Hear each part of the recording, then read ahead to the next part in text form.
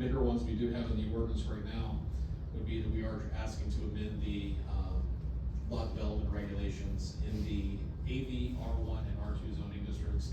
Essentially what this will do is it will basically bring up the minimum lot size to, basically a half acre in those particular districts, regardless of whether or not you have public water or sewer or both.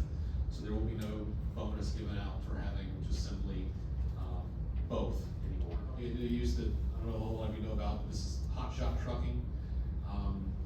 It's a type of truck basically that's just a long bed truck, your normal medium duty type truck, your Ram 2500, those types of trucks, and they have a really long bed, 30, 40 feet long, and they are just basically doing commercial transportation, time sensitive types of transportation. They're extremely popular, and there's a real need for that for time sensitive transportation, so we did add this with the ordinance. It's a new use.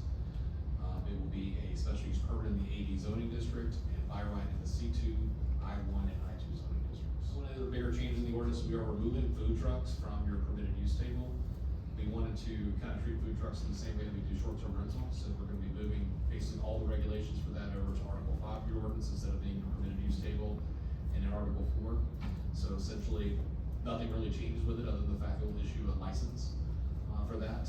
The reason we're doing the license for this is a yearly permit, so every food truck should re-up that every year with us.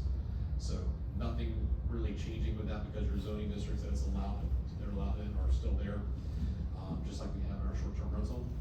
So just easier, I think, and cleaner to do it in Article 5 from our original occupations. So this has kind of been born out of a complaint that we have, but right now we currently regulate these from a sound perspective.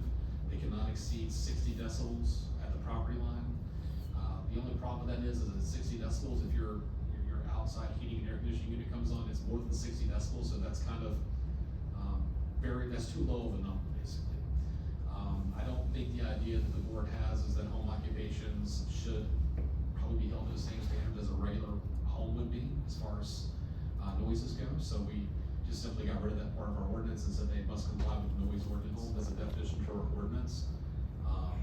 Tiny homes, dwelling of 400 square feet or less that is factory or site built on a permanent foundation in accordance with the Virginia Uniform Statewide Building Code. In the absence of a permanent foundation, a tiny home is considered a recreational vehicle. So basically what we're saying here is that if you have a dwelling unit 400 square feet or less, we are going to be permitting that under a single family dwelling standard. Anything that's not on a permanent foundation is just simply a recreational vehicle, and it would not be allowed on your